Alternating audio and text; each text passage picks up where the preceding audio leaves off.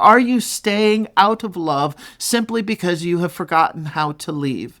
Let me try to capture the stay go looping mind cycle. We are going to go through this twice, and the first time I'm is an attempt to just capture the overwhelming experience of the stay go looping mind cycle. And the second time we're going to go through it, we're going to pause, we're going to take it in sections and phases and categories and really break down what's going on. Then after we do that, we're going to move into continued assessment of looking at where you're at, asking you some very concrete questions about yourself and your relationship so that you can begin to assess your situation and create a plan. Hopefully, the goal here is to find some clarity, to find balance, maybe a little peace, hopefully find some direction.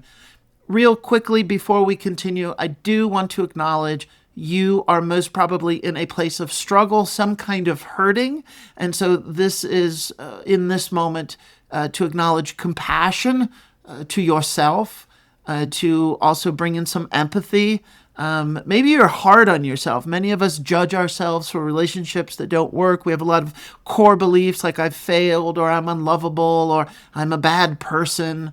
And what we want to really lower the volume of the intensity of those judgments and also bring in some empathy and compassion. So I know that this is challenging and hard, and it is like anything, it's a process. We're going through a process.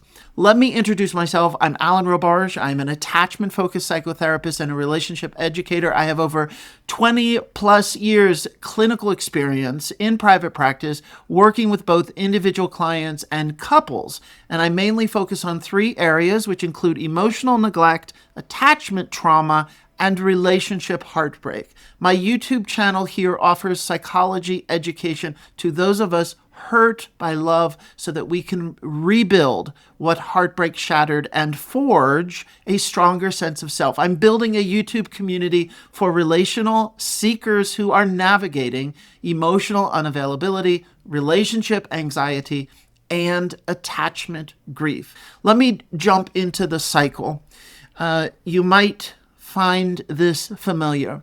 Stay, go, stay, leave, change, don't change, restart, renew, refresh, move on, let go, deny, overcompensate, ignore, suppress feelings, talk yourself out of going, exploit empathy, make excuses, check out, shut down, don't rock the boat, dissociate, feel numb, distract, focus on other things, bury your anger, get pissy, be difficult, withhold, employ the silent treatment, show disdain, belittle, blame them, act out, be defiant, be oppositional, be contrarian, hold back your kindness, don't show your feelings, hold back encouragement, judge yourself, judge them, attack their character, attack yourself, shut down the warmth, inventory all the hurts, shame, feed contempt, believe you are better, believe you are right, tell them that they have failed you, tell them that they are inadequate, wait for them to make the ending happen, wait for them to leave.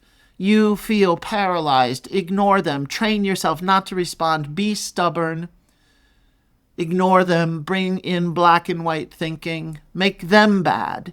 Enter the fantasy thinking, believe in the fairy tale, believe in the romantic narrative, believe in the impossible, fight against the impermanence, deny losses, amplify the spiritual connection, inflate your importance as a savior. They need you. Believe that they can't live without you. Single out the potential of the relationship, single out their potential, deny your potential, use false logic, don't make sense, like it would be ignorant to walk away now after all this time that we've invested. Believe in these absolute ideas like we're meant to be together. Confuse yourself by believing in some destiny, as in we have been soulmates, so we can't end.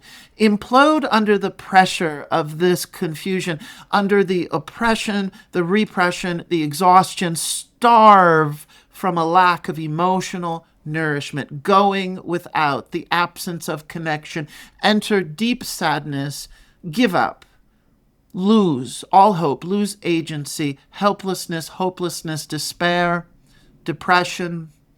Enter the darkness, return to the darkness, the underworld, the great void, the place of abandonment, non-connection, extreme isolation, the zombie land, the state of the undead, completely shut down, disconnected from your body, become an empty shell, floating in outer space, lost in inner space, feeling invisible.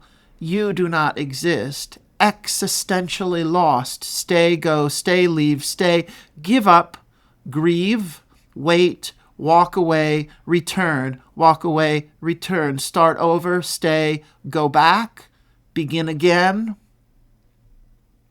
take a breath. I hope I captured on any given moment of any given day, if you are stuck in this pattern of stay, go, oftentimes what I've shared here, this long progression of words, is this internal process that we go through. And usually after we go through it, it keeps going and it's on repeat. It's this loop. It's this mind cycle. Stay, go, stay, go, stay, go. And we go through different phases, categories, or chapters of this kind of thinking. And perhaps you could begin to hear how I have grouped these different thoughts. Now, what can make it even harder is that although I've grouped them in different categories and they are pulled together in sections, what we could also do is just scramble all of these ideas so they are not organized according to phases or into sections, but in fact, we just have any number one of these thoughts and experiences and feelings showing up at the same time. And it creates a lot of paralysis. It creates a freeze feeling in our body. It creates a trauma response of dissociation. So again, empathy to you if you're living this, because it's possible that any given time throughout the day, throughout the week, your mind is going through this looping process 20 times, 25 times, 42 times, and it's just exhausting. And it reinforces the confusion and the paralysis. So I'm going to repeat the words now, but this time, as I've said, we're going to look at them as specific phases. In your mind, these moments usually are not broken down into categories. They bleed into one another, as I've already said, and the boundaries between these phases disappear. You move through the different phases as a single exhausting experience. But by naming them here, what we're hoping to do is to begin to see the architecture of this kind of cycle. So the very first phase, I'm repeating what I've already shared, but now I'm grouping them, is what I call like the oscillating loop. It's the very extreme stay, go, stay, go. We start by looking at the repetitive circling energy of this cycle. Stay, go, stay, leave, change, don't change, restart, renew, refresh, move on, let go, stay, leave. So that is the drumbeat of what's happening in our mind. The next phase I'm calling the self-refusal stage, when we move into a internal suppression. It's a denial of reality and a denial of ourself. In certain moments, you begin to refuse parts of yourself that know that it's time to move on. So right now in this moment, you can check in. There is a part of you that clearly knows this relationship is over. It's time to move on, time to leave. And then you also equally can access and find that part of you that says, no, we cannot end. I must stay. I must continue to hope. I must continue to trust the unknown. It will work out. And I cannot give up on what we have had or created over the years. So in these moments, we start to deny some or all of these different parts, these different voices. We overcompensate by overriding them. We ignore the part of us that is trying to be objective. We suppress feelings. We talk ourselves out of going. We exploit our empathy. We exaggerate the feeling function in order to obscure the logic function. We make excuses for how we've been treated. We make excuses for ourselves and for the other person. The next phase I'm calling the ghosting presence. And from here, we start to see relational withdrawal within yourself, that there's this feeling of shrinking, and sometimes it feels like we're losing our sense of self. And we, although might be physically present, we are disappearing in the interaction. We're disappearing in our own life. We start to check out, we shut down, don't rock the boat, we dissociate, we feel numb. We distract ourselves from that. We have to make a decision here. We start focusing on other things. Some of us focusing on other people, other family members, certain projects. We create certain periods in time and say, well, if we can just get through the holidays, then I'll reassess. Or so one of the kids has a birthday. Let's just get through the family vacation and get to the birthday. And some of us have been doing this for 6 years, 8 years, 12 years of creating these markers in time that keep postponing really making a decision about what's going on in our life. The next phase I'm calling chronic friction, and this builds. There's an active resistance and a friction. There's a pressure, a reflexive habit of pushing back against the other person, pushing back against the relationship because you've gone for so long not having your needs met. And what happens is we're bearing anger, but also anger starts leaking out more. And what it looks like we're more irritable, we're more difficult, we're more pissy. Sometimes it moves into we're a little nasty. We ourselves start withholding. We start entering game playing and having little comments under our breath or making comments that are very direct. We simultaneously employ a silent treatment against the other person, but also at times might just explode. There's just this lot of friction and anger that lives under the surface, and over time we can't keep it bottled up, but we also don't address it or resolve it. The next phase I'm calling relational winter. We enter a very coldness. This is the erosion of warmth and eventually any type of kindness that was there before has now thinned out, and it is replaced by a sense of opposition. And that this also can feel like a power struggle because it's like you don't want to be warm, you don't want to be gracious, you don't want to give the benefit of the doubt, you don't want to initiate connection because there is this ongoing chronic history of all those, a great number of those experiences being ignored or dismissed, or where you made a bid for connection, it was shut down, and you have gone without, so you have just crossed the line into, well, I'm not going to give anymore because the other person isn't giving. So we enter a period of slow disdain. We start to belittle the relationship. We belittle the other person. We blame them.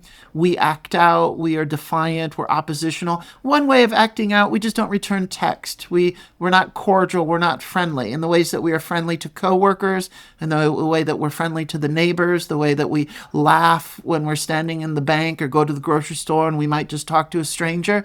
All of those behaviors are off the table. We're not extending warmth or kindness to our partner anymore. We could be very oppositional, contrarian. We are holding back.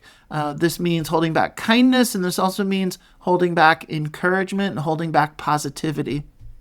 We continue to move. This looping cycle in our mind moves into almost like a moral fortification. So now we're entering this devaluation period, and we're so hurt that we have to build ourselves up. And there's a kind of, at time, a righteousness, or can show up as a moral superiority, that we're better than our partner. And the way we want to be in a relationship is the right way to be, and they are doing it wrong. And this is a very heavy way to live when we focus, the focus is shifting to leading with judgments. And it's going to be very hard. Our brain has very much inventoried all of the slights, all of the hurts, and it's this big mountain of evidence that just is like, see, this is impossible.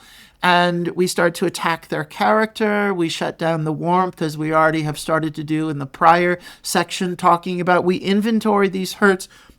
We feed the contempt. We believe that we're better. We believe that we're right. And we outright directly say, tell our partner, you have failed. You are inadequate as a partner. And if we don't say those words directly, we say it in other ways, or we say it behaviorally, and the other person gets the message and they really feel that they're less than. It's very hard to repair in this place because we're starting in this hierarchy where you're better and they're less than. The next phase I call the exit wait. We're waiting for the exit. It's a passive finality where we are often in this period of waiting for the other person to be the one to end the relationship because we don't know how to end it. However, if they do initiating ending it, we might also all of a sudden start trying to explain to them why we need to make it work and we need to go to couples counseling and can't we try again in another chapter, and you're just going to give up. You're going to so it's like we are sending mixed messages where we want to end. If they initiate trying to make it end, then we also backpedal, pull back, and start arguing for making it work. Very confusing. And while we're waiting for them to make an ending happen, we're simultaneously ignoring them. We're not actually offering any repair. And simultaneously, we're training ourselves not to respond back, and we're showing up very in a stubborn way. What reads as stubborn is also a shut down feeling.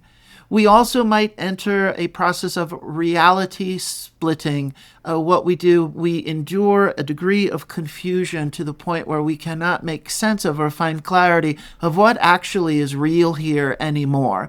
And the mind sometimes reaches for, grabs at cognitive distortions, distorting reality, where you might start to see everything through the lens of binary thinking, binary extremes. What we're talking about is black and white thinking, which means there's no range. It's very either or thinking. And it means they're bad. We might enter a fantasy thinking. We might enter fairy tales. We might enter this romantic narrative where we uphold the story and the romantic narrative beyond the reality of where we actually are and assessing our own skills or the other person's skills to create repair. The next phase is what I'm calling the savior delusion, and it could be that you yourself are waiting to be rescued and you're waiting for a savior, or you want to be a savior to your partner, where you start to lean on this inflation and false logic, and the internal narrative starts to shift towards justifying why you just cannot let go. You fight against the impermanence. This can't end. This relationship can't end, and you amplify the emotional piece, and it can even move into what I like to call amplify the spiritual connection. It's like you only see the relationship, the other person, and you're being together, not through skills, concrete skills of being able to be in relationship, but you see the relationship through the lens of this very idealized, heightened spiritual connection. So you inflate the importance of the relationship, and your role is the savior, that they need you. They can't live without you. Or it's the reverse. You're waiting to be rescued, and you want them to really take care of you because that will affirm this thought, this belief, this story in arriving at some romantic completion. That you single out the potential of the relationship and not the reality of the relationship. You deny your potential by also simultaneously singling out the potential of the other person. And you're capable, through black and white thinking, to use false logic. You use logic against yourself. An example might be, you say, well, it wouldn't make sense. We are ignorant if we walk away now. We can't walk away now after all this time, after all that we've been through. So it's like you're using that kind of logic to undermine any truth and intuition of an assessment that says that's fine. You can choose not to walk away. You can choose to say we got to keep trying here, but you can't dismiss the fact that you've been doing this for months and months, years and years, and you don't have the skills to repair. So it's applying a false logic that just because you make that declaration doesn't mean anything's going to change. The next piece I want to share here, the next phase, I'm calling the cosmic anchoring. This creates a state of kind of like a metaphysical entrapment, that sometimes there's this belief in destiny, like it's just meant to be that we are chosen for each other, and although we can't get along, and although we have these horrible skills to ruin connection, and we undermine trust, and we feel hurt, nonetheless we are upholding this belief that we're chosen and maybe even ordained by the heavens. The great heavens have said, we're supposed to be together. So we're believing in these absolutes. And in order to do this, you're denying the evidence that you have that says you do not have a skill to be together. And you confuse yourself by believing in this destiny. An example would be saying like, well, we're soulmates. We can't end because we're soulmates.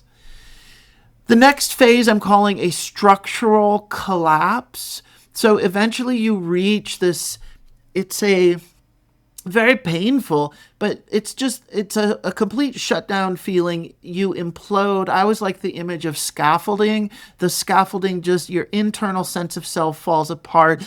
And when the dust of the scaffolding falling over starts to settle, what you experience is this profound loneliness because you have started to disappear. And you're not fighting anymore. You're not fighting against it. It's this complete sense of collapse. And you feel the weight of an everyday anxiety. And under this pressure, you implode under oppression. You implode under a repression of your feelings. You're imploding because of exhaustion. This is just extremely tiring. And you've stopped fighting for getting your emotional needs met. You have given up, and you're starving, and that there's a lack of emotional nourishment. And as a result, you are agreeing to stop fighting, and you enter this deep, deep sadness. It's a feeling of losing agency, that you can change this, that the relationship can change, that the partner can change. The next phase from there I'm calling the descent. We just continue to go deeper and deeper into a void of despair. And this leads us into there's a landscape of isolation, a helplessness, a hopelessness. There is depression in this place. We enter a darkness. I personally like the phrase the underworld, because when I'm in this place, it feels reality is very different. I'm not living in the everyday world. I'm now living in the underworld, the great void, and there is a place. It's all about non-connection. It is about isolation, and it's about abandonment. We feel very abandoned here. Many of us age regress at this point because it's touching upon our scariest, deepest fears of having some history of an emotional neglect in the past or some form of abandonment in the past. And that starts to activate and get stirred up. And what happens is our brain starts to orient to those feelings the same way we oriented to them in our past, which was when we were age 7, age 8, age 9, etc. We then move into a self-erasure stage. This is an existential disillusion. And in this space, there's a feeling of being an empty shell. You're feeling lost at your core, at who you are. And many of us report in this place, like, I do not know who I am anymore. I also like the word zombie land. We are in the state of the undead. We have we are disconnected from life force. There's no awe. There's no inspiration. There's no creativity. Again, that empty shell feeling, a lot of dissociation. We are floating in outer space, lost in inner space, and you don't exist here. The next phase is what I'm calling the infinite return. We return right back to where we started. It's coming back into really staring directly at the question, should I stay or should I go? Should I stay or should I go? And there is a starting over and a beginning again of the same cycle. Stay, go, stay, go. Give up, grieve, wait, walk away, start over, stay, go, begin again. And I'm going to repeat this section. We return to a final cycle. We go through this cycle, and maybe you have some other phases in here. This is not, complete for all of us or apply to all of us. Maybe some of these phases don't apply. But you have to figure out, well, what is your mind's cycle of going through these phases? And when you reach the end of the cycle, is there an off-ramp? And this is the dilemma, because it brings us right back to the main question: stay or go? Do you give up? Do you grieve? Do you wait longer? Do you walk away? Do you start over? Stay, go, begin again. And here I very specifically, purposefully use the phrase begin again because it's ambiguous. Are you going to begin again this cycle, stay, go, and do it again for the next 9 months or 3 years? Or does begin again mean I will leave the relationship and I will begin again? So phase 15 is this crossroads section. It's like we're re-upping, we're agreeing, sometimes very mindlessly, sometimes it's habituated thinking, sometimes it's trauma reenactment, but we reach the end of the cycle, which does not mean that we've actually left the relationship, but instead we arrive at this crossroads and there is some, even though it doesn't feel like a choice, even though it can be habitual mind and it can be mindless, we have to reclaim. There is some sense of choice here, even if we've disconnected from bringing that choice into consciousness or into the forefront of our mind, but we're choosing to stay stuck. We're choosing to go through this again. So instead of arriving at a crossroads where you agree to go through the entire loop again, you might re-up for another round, another period of time. And these are the mechanics of repetition compulsion. This is the trauma reenactment playing out in real time. And I must just mention my good friend here. When I've been stuck in this pattern, my friend happened to pass away in 2018, but he was incredibly supportive and helpful of me. And I would call him, and I'd call this whole cycle the broken record cycle. And I would be so distraught and hurt and in my suffering. And I would call him up, and his name was Jonathan. And Jonathan, sorry to do this, but I'm going to sound like a broken record, but my mind's going through the same thing. And he would always say, it doesn't sound like a broken record to me because in this moment it's fresh and new and you can repeat all the same words, but I'm here for you. And feel free to sound like a broken record and feel free to go through the cycle again. I know that this is painful suffering and you're slowly working out how to get off of this merry-go-round. I mean, that's the empathy. I mean, hopefully apply, the phrase pay it forward. I shared Jonathan's empathy and hopefully you can also feel that sense of affirmation. And he was saying, you don't have to change who you are. You can be who you are right now. And let's keep looking at and trying to uncover what is going on for you in this habitual, mindless pattern of trauma reenactment. And even though it sounds like a broken record, we're not focusing on the broken record part. We're not bringing aggression or shame, and we're not saying things like, can't you just get over it? Can't you just move on already? We're bringing it, whenever we even think of those kind of phrases or ideas or thoughts, we're going to bring compassion, we're going to exhale, and we're going to invite more kindness.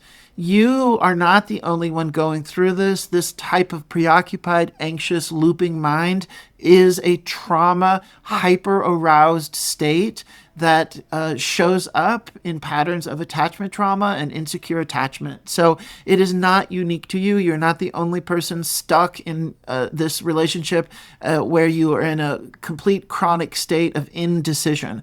That is the result of a lifetime or some history of unresolved emotional neglect that shows up as attachment trauma. And your relationship heartbreak is unresolved, and you're not quite able to fully address the profound grief of what it's like to not have your emotional attachment needs met. And usually, for most of us, this really is pulling us back into doing life review, doing history review, which incorporates definitely, of course, childhood. And what is our history of ending relationships? Most of us never learn to end. And when some kind of abandonment, rejection, betrayal, or attachment, emotional neglect is present, what we learned is a profound tolerance and strengthening of our ability to stay in the impossible. And what we actually were trained is to accept the crumbs of non-relating and to accept being in relationship with those loved ones who are actually absent and not offering connection, not offering frequent check-ins, not offering attunement, what's called in our brain limbic resonance, this feeling of, wow, you really get me and you're curious and you're asking who I am and there's a life.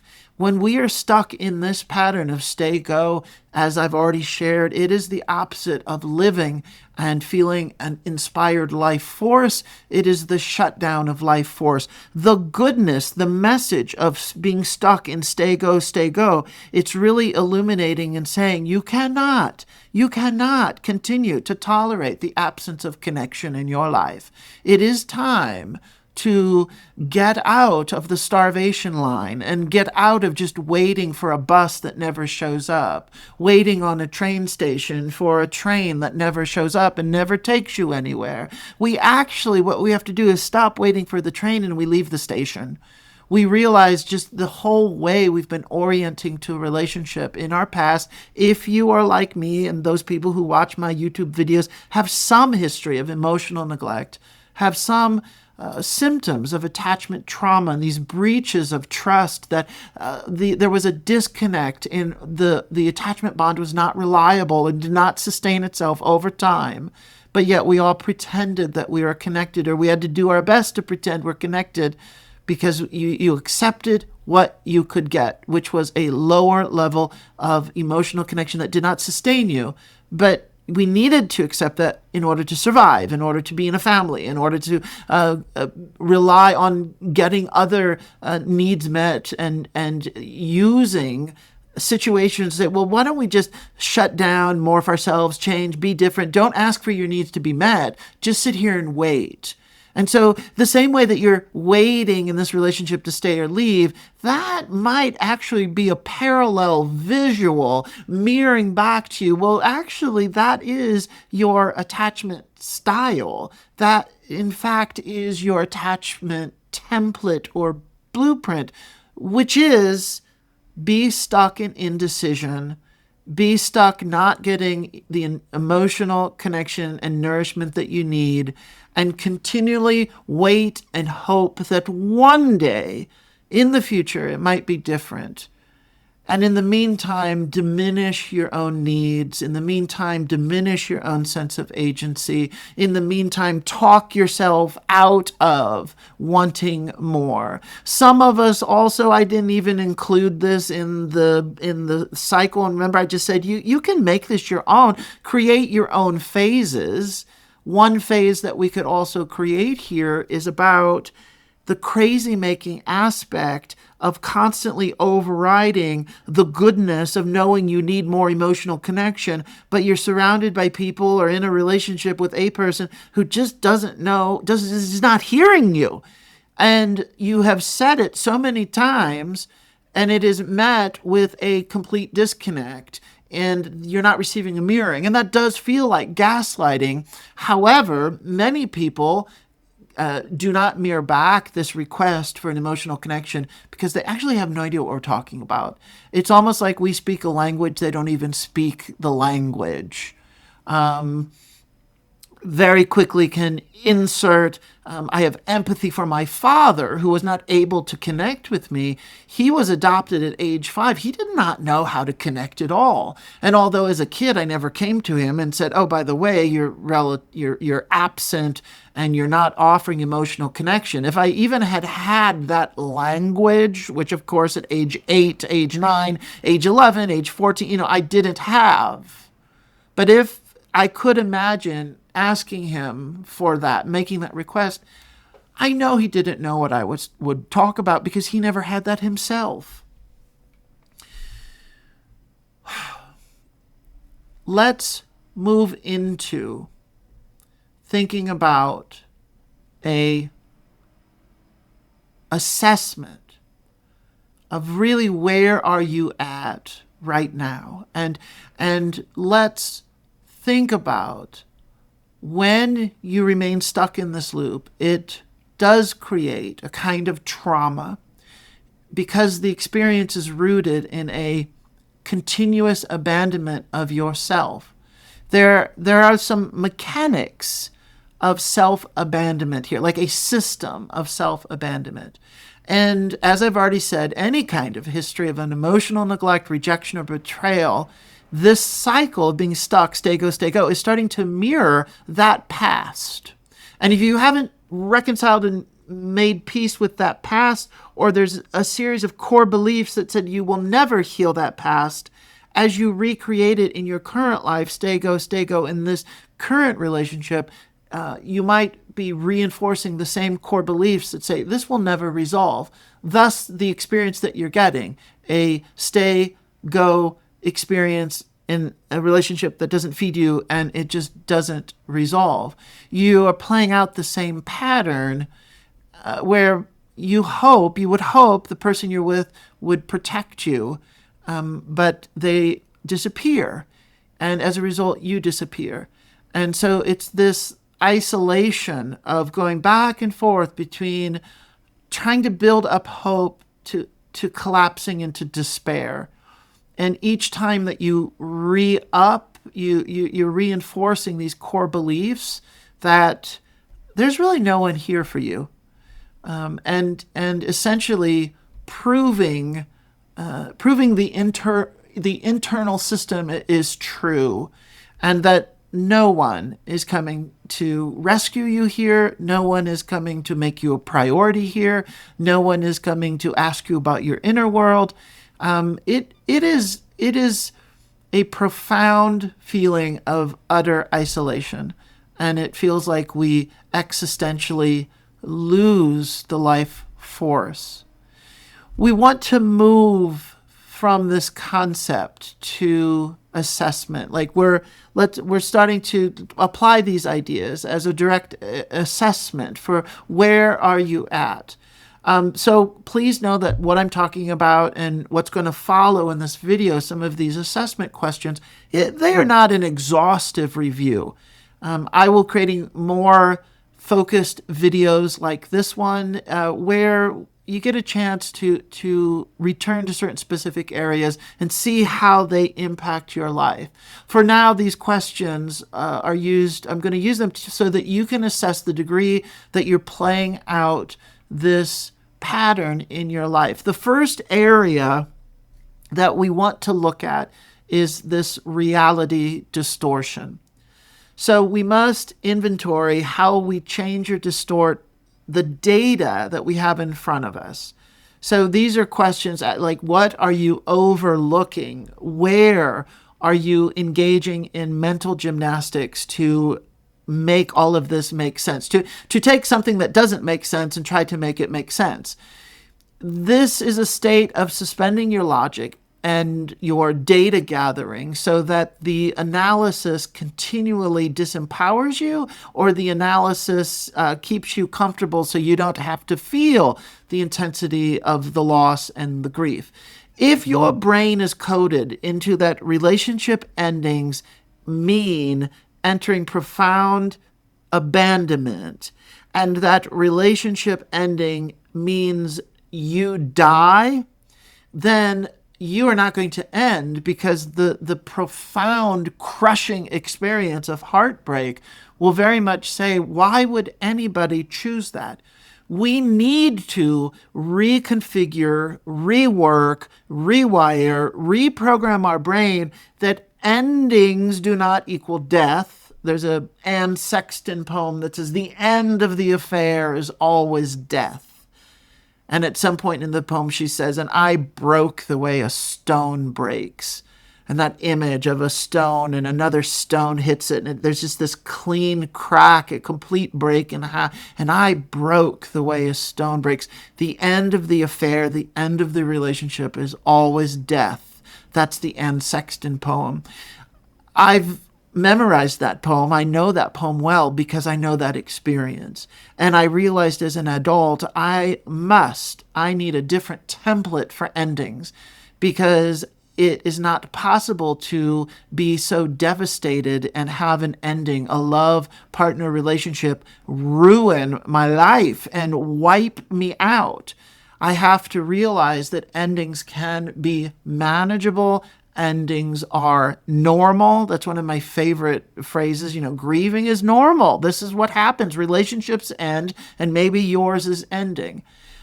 We are continually distorting reality if we are telling ourselves that we can't handle an ending. Here are some questions for the self-assessment. How are you contributing to your own confusion? In what ways are you overlooking the truth? And the last question here, how are you denying or distorting what is actually happening? This particular area of the assessment is looking at the distortion of reality. Area number 2 in this assessment is, how are you rewriting history? This has a lot to do with nostalgia and memories. This links to what we've already shared, this reality distortion, but it also includes the stories that we tell ourselves about ourselves and the stories that we tell ourselves about the relationship. We have favorite stories. A relationship story, it's usually idealized. And if it's so idealized and it's not even your original story, it's one that you've adopted from the culture, we can call it a romantic narrative. The cultural romantic narrative is inherently immature, and it is based on some profound disconnect where the two lost lovers need to find each other and be reunited. And there's this belief that there's a purity of love that will override and will right any complication and make it possible to be together. It will cut through any disconnect and make love and connection possible. These romantic narratives are influenced by movies and songs and cultural myths, and any of us, those of us who have some history of emotional neglect or relationship heartbreak or attachment trauma, I am telling you right now, romantic narrative will not serve you well. It will do the opposite. It will confuse you, and it can actually lead you down very dangerous paths of picking the wrong people, staying in relationships where your well-being is really diminished. And it's the complete opposite of collaborative relationship. It moves you into a very stark isolation. So these types of stories we must confront and say, the way I explain it to myself, the way I explain it to clients I've worked with over the years, is say, those of us with attachment trauma, we don't have the luxury to lose our mind and get drunk on these mythological cultural stories of the romantic narrative. I wish we could, because they're fun and they're delicious and they're exciting, but that doesn't serve me. It actually pulls the wool over my eyes, and it disconnects me from my heart center, because I now am holding true to living out the fantasy of the story, and I'm not staying grounded and connected to being in the present moment, to writing the story in real time with the person who's sitting right in front of me in this moment. And we're constantly returning to, well, how are we making up this story and distorting reality? How are we not seeing the truth right now? How are we changing who we are in order to cast ourselves in a role or as a character within that romantic narrative? And so for some of us, the struggle of stay, go is that we actually have to let go of the story we've told ourselves about our relationship. And we have to actually pull the relationship or ourself or our partner off of the pedestal and come down to earth and assess what is actually going on here. When I talk to clients about this, we use the word ordinary. It's how is your relationship ordinary? It's not this exciting, amazing, profound, the heavens have agreed that the destiny, your soulmates, all of that stuff really gets in the way and creates clutter from seeing clearly. Now, you can still believe that and say that there's some inherent blessing in having this person in your life. But if you use that blessing to exploit doubt, mistrust, and confusion, and you use it as a way to override acting on your intuition and your logic and your intelligence and what your heart tells you to do, what your feelings tell you to do, which, of course, we know that's another part of the conversation, is how our feelings also feel like they're unreliable. But that's why we're really talking about gather data, use logic, and don't use your own logic against yourself. The questions that come up here in the self-assessment section in area number 2, which we're talking about how we rewrite history. The questions for self-assessment are you choosing nostalgia over the practice of paying attention to today? Are you more committed to the story than to the person that you are right now? Or is your partner even the person that is in your story? We change. Partners change. Relationships change. We go through cycles and chapters and we evolve. And if we are so attached to a story and attached to the characters in the story, we don't see that we've actually grown and evolved into being completely different people than we were 5 years ago, 10 years ago, 12 years ago, 20 years ago. But yet we're trying to shoehorn the other person into the story, or we're trying to shoehorn ourselves into the old story and trying to continually almost browbeat ourselves, shame ourselves, some kind of aggression that is trying to talk ourselves out of the change that has already happened.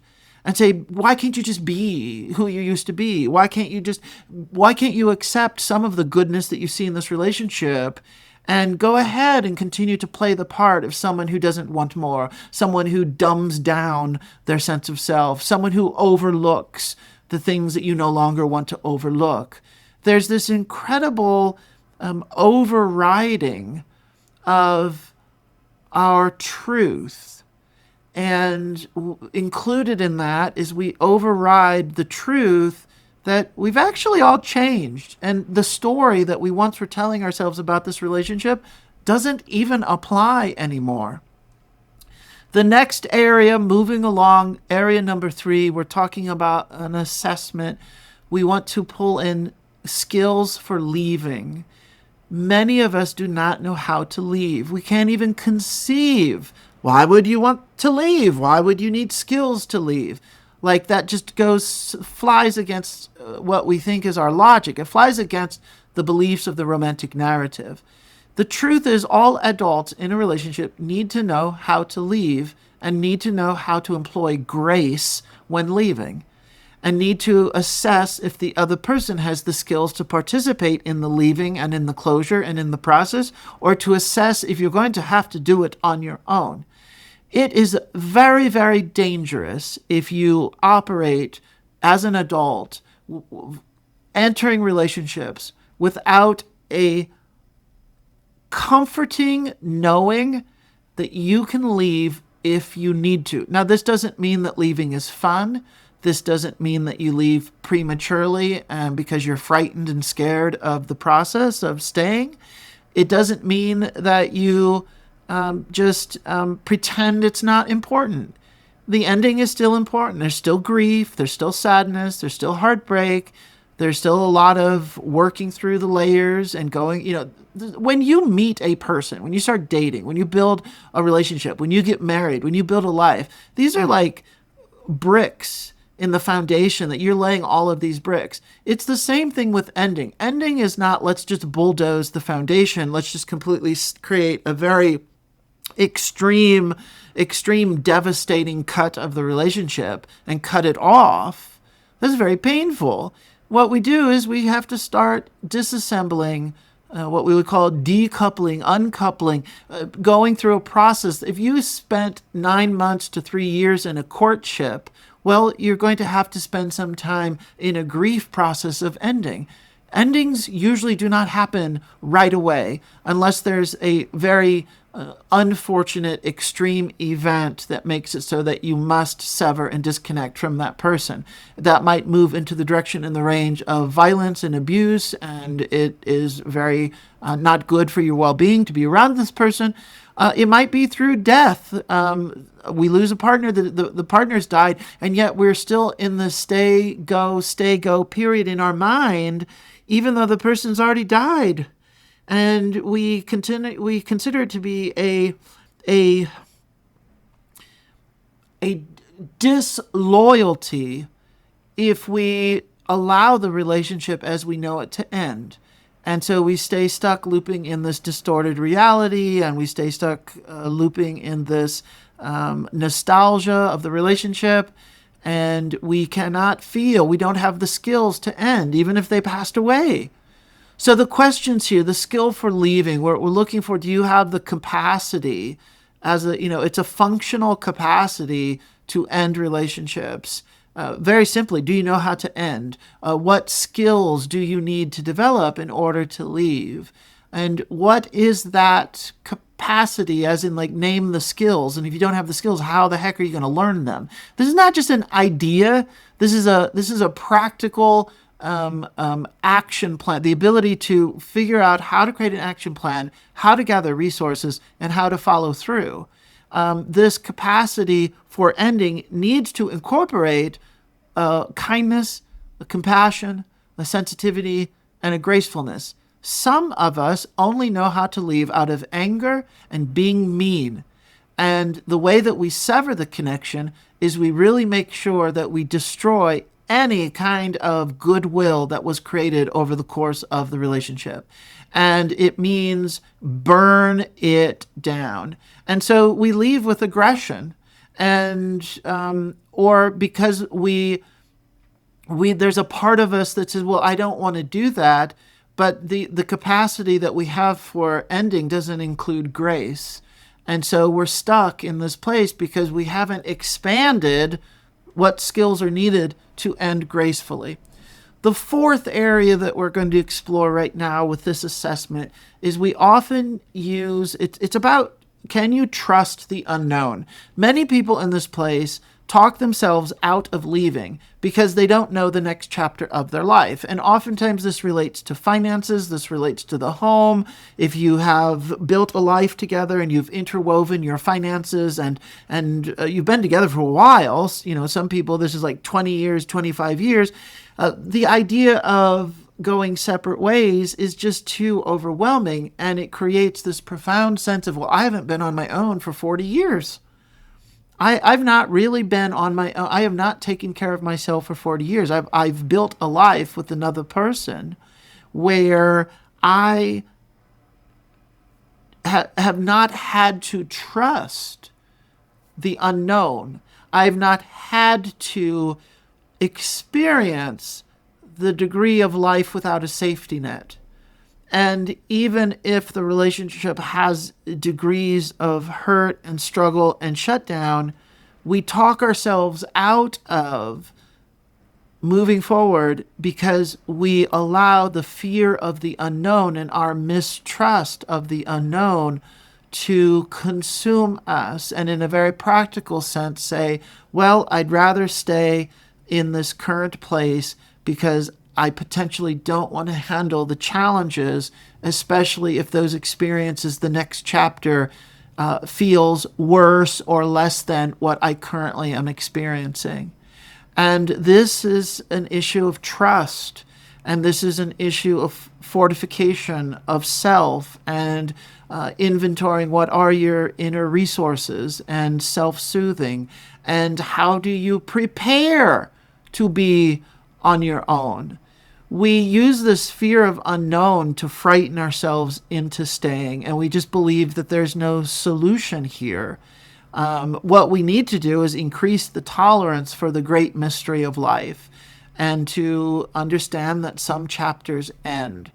This requires feeling the mistrust and the fear rather than just trying to get rid of them. So if we're talking about the phrase, mistrusting the unknown or the fear of the unknown, we could break those down into two very distinct focus. The first is the mistrust, and the first is fear, like your relationship to fear. And the next part is, well, what exactly is the unknown? And how you're moving into an existential experience, which means by right of existence, we all have to work with the groundlessness of the unknown. That's not unique to you. And hopefully, maybe the intention of naming this is that it can bring you a little bit of comfort to know that this is part of what it means to be human, is to be confronted with the unknown and have to constantly make peace with not knowing, which is going to touch upon our sense of control, which is going to touch upon the need for, certain outcomes, which is going to very much link to our survival skills or our survival needs around the basics like food, clothing, shelter. How am I going to make money? Where am I going to live? All of these questions, they get endings of relationship stir up and cut right to the core of our survival needs. And if many of us have not been alone for a while, on our own for a while, we're going to immediately doubt that we have the capacity and the skill to know how to take care of ourselves and to know how to live with the unknown. Some questions that show up here that you can ask yourself as an assessment are, how is your fear of the unknown being used to keep yourself paralyzed? Another question is, what would it look like to be with your fear instead of being driven by that fear? And then the last question in this particular area is, where is your mistrust of the mystery of life keeping you in a dead relationship or a dead story? The next area we're moving on to is area number 5, doing an assessment of stay-go relationship. And it's about an allegiance to anger, which initially is going to sound maybe a little off-putting. Sometimes when we really look at this, we feel a little embarrassed. I've been doing that too. Some of us get stuck directing frustration and aggression at the other person. And this process becomes a power struggle where you want the satisfaction of them knowing that they hurt you. And so we start to stay more committed to our anger instead of focusing on the outcome of ending the relationship and beginning a new chapter. So in this state, we're prioritizing being right over being free. Or we're prioritizing making sure we think we want some kind of satisfaction to know that they are really crushed, they have heartbreak, they're really hurt. And if we have built up this power struggle, which looks like arguing and fighting and tension, Some of us grew up in those environments as well, and we've done it so much in our life that that takes over, and we say, well, that actually is relationship. Arguing, tension, eggshells, withholding, making comments about each other, belittling each other, saying nasty, mean things. Well, some of us have done this so much in our life, and we're currently stuck in that kind of phase. And even if it's not direct nastiness, it can be contempt. We're living with a contempt that you walk into the room and there's an eye roll, there's a look on the face. There's a presentation and behaviors to really make sure that you ice the other person, or they're behaving in ways that they make sure that they really ice you out. And some of us are so stuck here that it's almost like a false pride, or it's that we want the satisfaction of, well, we're not going to give up. We're not going to feel disempowered. We're not going to be disrespected. And so therefore we keep refortifying, repeating these kind of behaviors of nasty aggression, and ultimately affirming an allegiance to anger more than we have an allegiance to clarity and logic, or an allegiance to skill building, or an allegiance to creating ending. Questions you can ask yourself here in this particular area to assess stay go. Are you staying because you're more committed to the resentment than you are to the freedom of a new beginning? Is your focus on them acknowledging you and your feelings over you staying committed to the vision of an end? And then lastly, how is your anger serving as a tether that keeps you from walking away? These questions are very similar, but they're asked in a different way, just each time to maybe see them, get a slightly different perspective or a slightly different answer. The last area that we're going to look at is the meta grief of heartbreak. And I know that sounds a little clunky. Heartbreak can signal a state of being rather than a temporary phase. And those of us who have some history of emotional neglect, attachment trauma, relationship heartbreak, we have lived almost developmentally, this could have happened in childhood, where we're living with an ongoing, chronic, unresolved sadness and loss. And we're living with a grief that has been folded into our being, into our vision and outlook of how we see life, our perspective.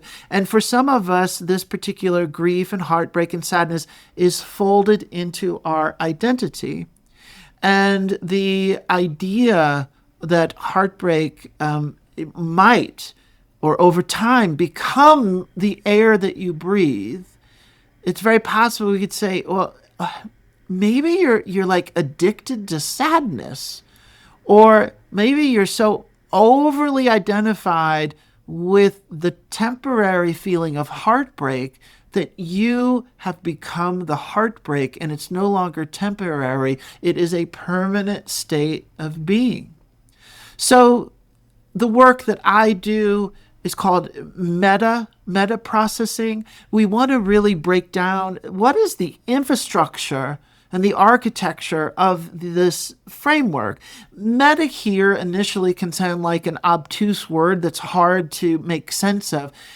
It's thinking about thinking. If you're being introduced to meditation, and it's about working with your mind. In meditation, we say, well, meditation, the meta explanation of meditation is it's paying attention to paying attention.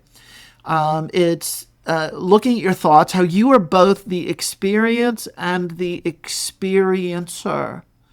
And relationship with yourself involves knowing who you are. And if you want to increase the skill of knowing who you are, you have to turn the lens and you have to turn the focus. It's what we call observer self. And you start looking at your own thoughts. You start looking at your own quality of your own thoughts.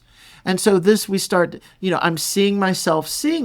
I'm discovering myself. And when I actually have a sense of inspiration and enjoyment, and I'm in relationship with what I'm seeing, it creates this other experience that builds a resonance. I'm attuning with my own experience, and I'm discovering things about myself, discovering things.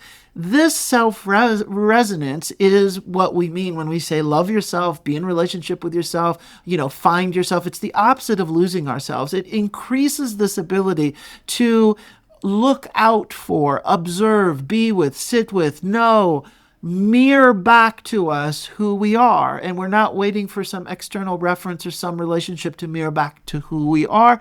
We make a choice to sit down and go, I wonder what my thoughts are telling me today.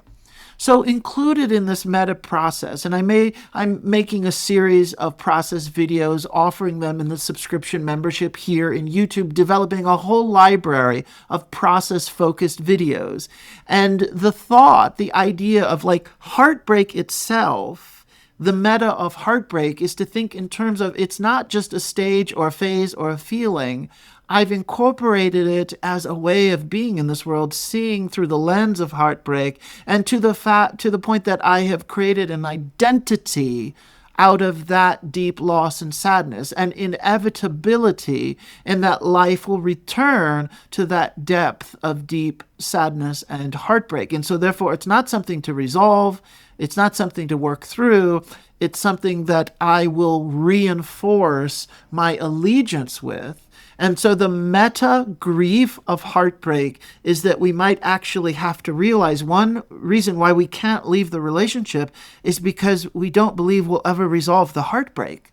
And if we let go of the heartbreak, we let go of our identity. And who will I be if I'm not living with this incredible struggle and loss of relationship and how relationship just doesn't work out for me? My whole core concept is based on I don't deserve, I'm broken, I will never be anybody's priority, and relationship is just not something that works out for me. If those are the core beliefs that I have, and I reinforce living in a state of chronic heartbreak, then the thought of ending a relationship means confronting my own heartbreak and questioning, well, does that mean I might be not necessarily leaving the other person or leaving the relationship, but I'm leaving myself. I'm leaving the way I orient to myself in relationship.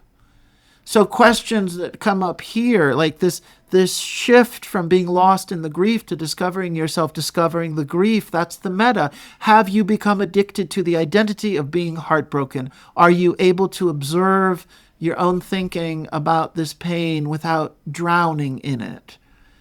What happens when you stop grieving the relationship and you start grieving the time that you have spent grieving?